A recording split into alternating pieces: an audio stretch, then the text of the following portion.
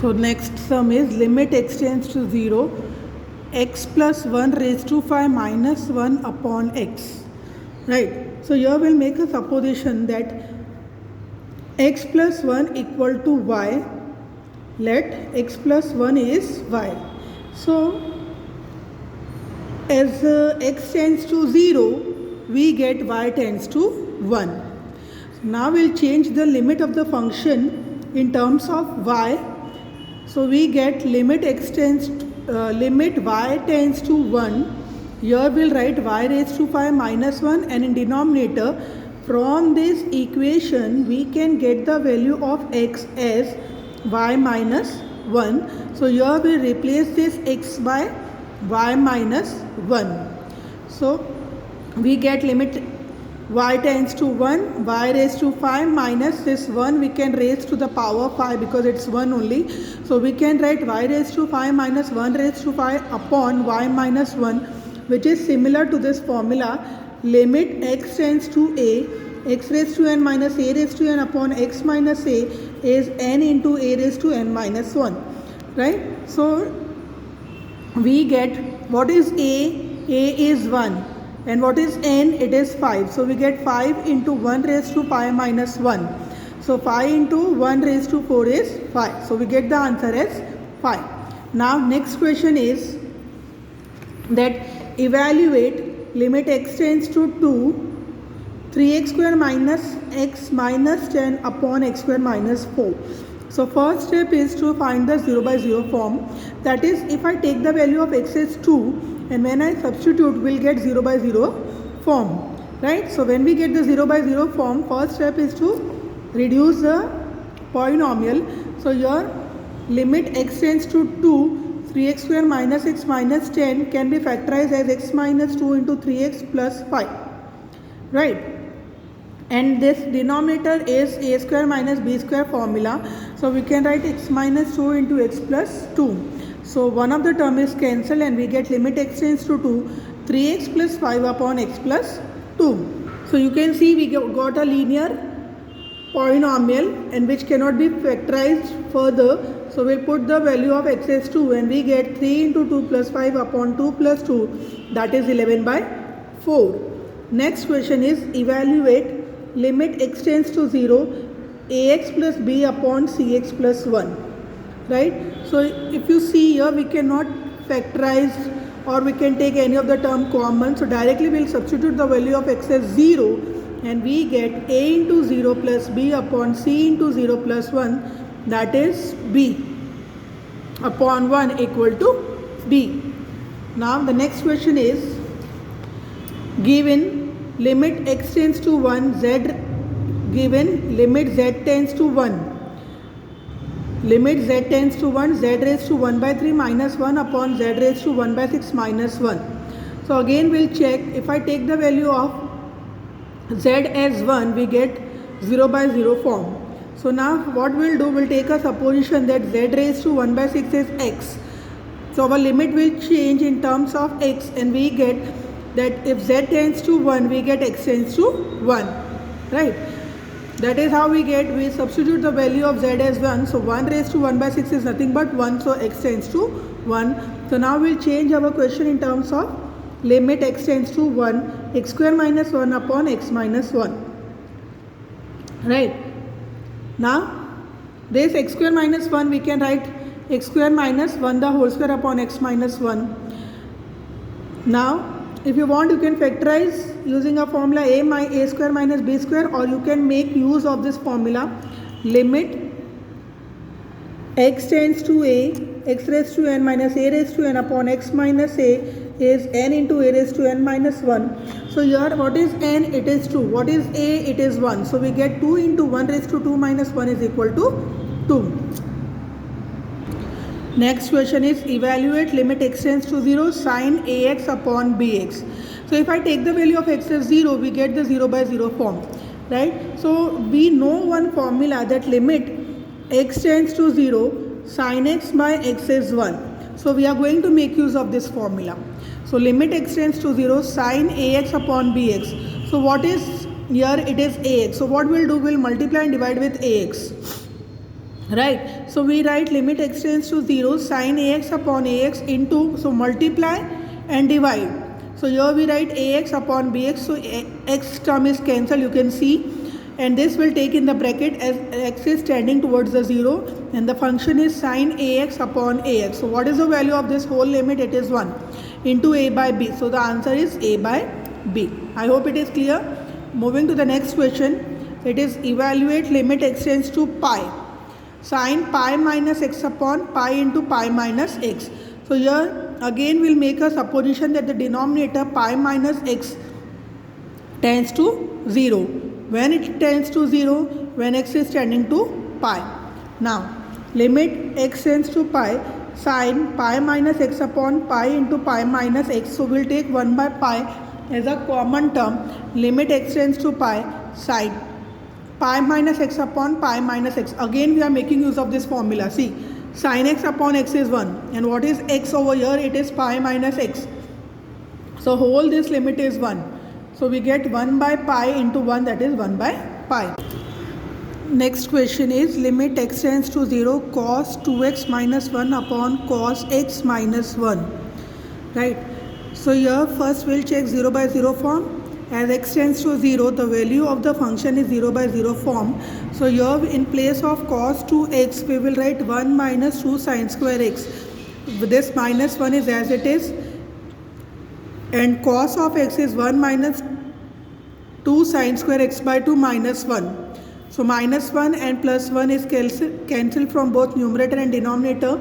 And we get limit x tends to 0 sin square x upon sin square x by 2. Now, for the numerator part, we can divide and multiply with x square, and for the denominator part, we are going to multiply and divide with x square by 4, as you can see, right? So now, why we are doing? So that we get that form as limit x tends to 0, sin x by x is 1, that we know. So here we get 4 into 1 the whole square upon 1 the whole square. So answer is 4. Next question is limit x tends to 0, ax plus x cos x upon b sin x.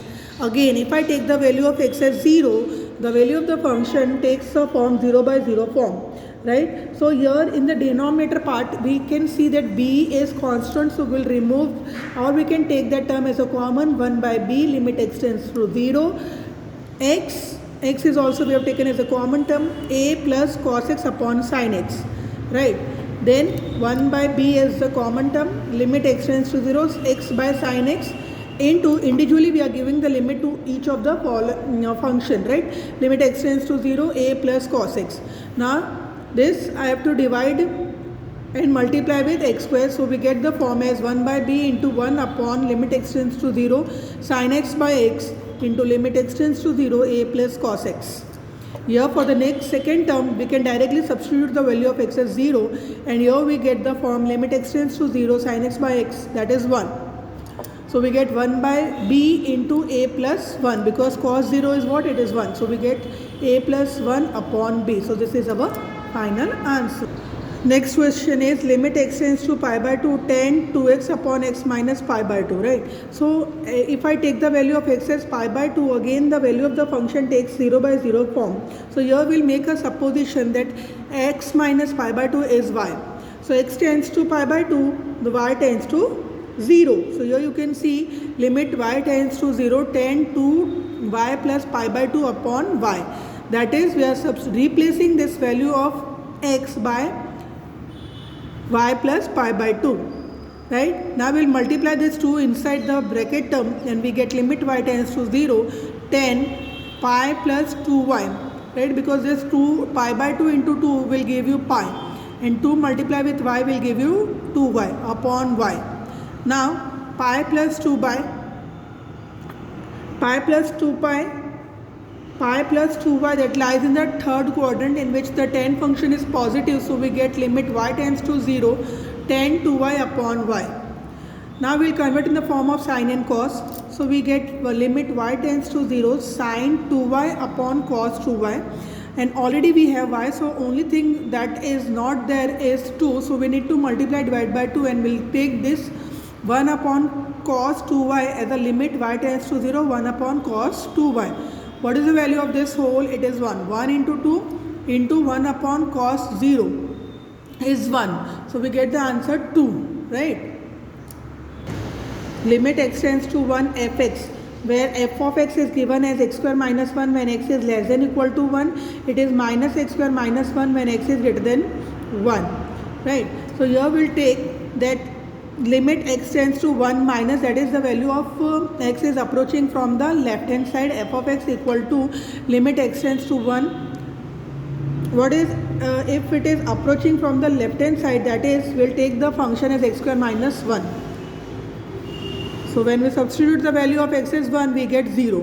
Now from RHL side, that is the value of x is greater than 1. In that case, the function f of x will assume as minus x square minus 1. Right? So here we'll write limit x tends to 1 plus minus x square minus 1. Again we'll substitute the value of x as 1. So we get minus 1 the whole square minus 1. It is what? It is minus 2. So from this 2 value you can clearly write that limit x tends to 1 minus f of x is not equal to limit x tends to 1 plus f of x. Hence we can say that the function limit at x tends to 1 does not exist. Next question is find limit x tends to phi f of x, where f of x is given as mod of x minus phi.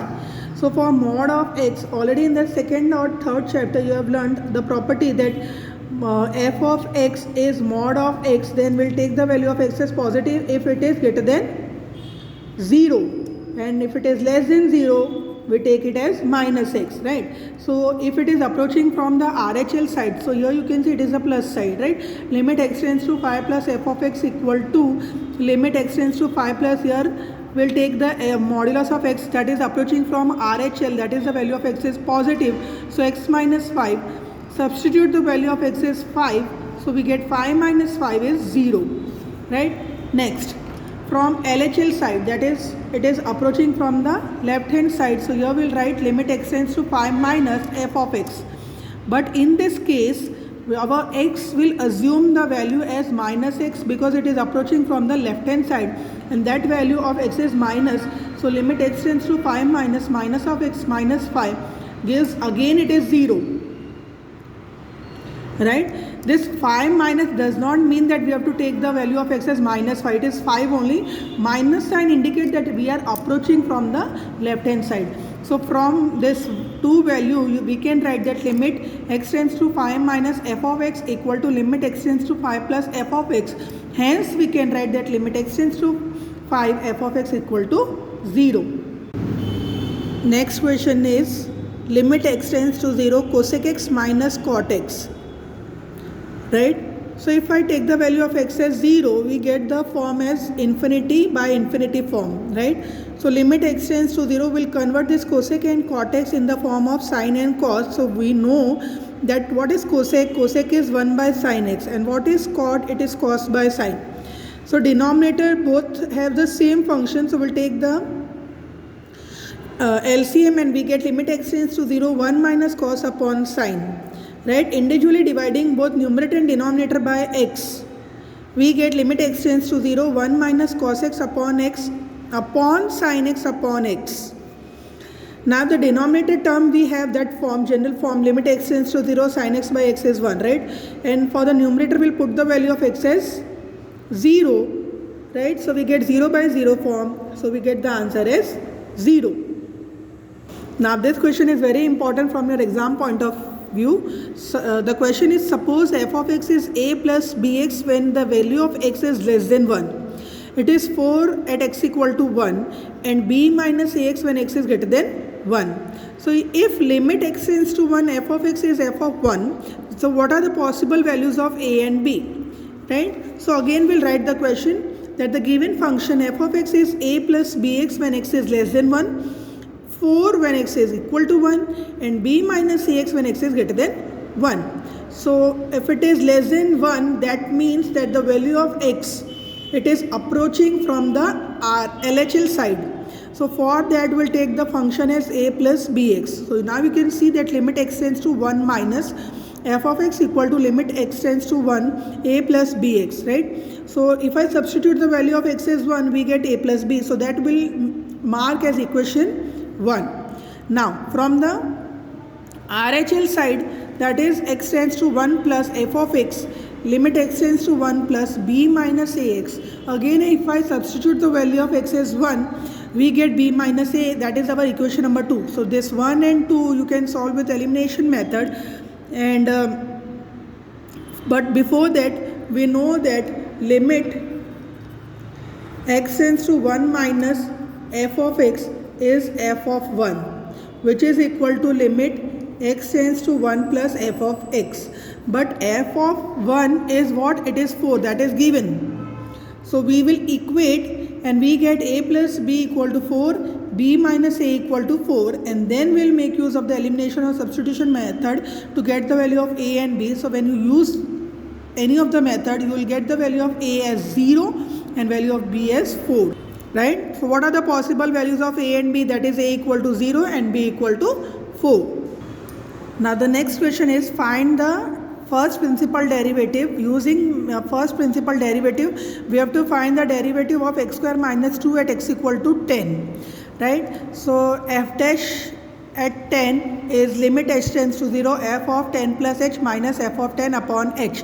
And what is the function here? It is x square minus 2. That means we have to replace this x by 10 plus h the whole square minus 2 minus 10 square minus 2 upon h.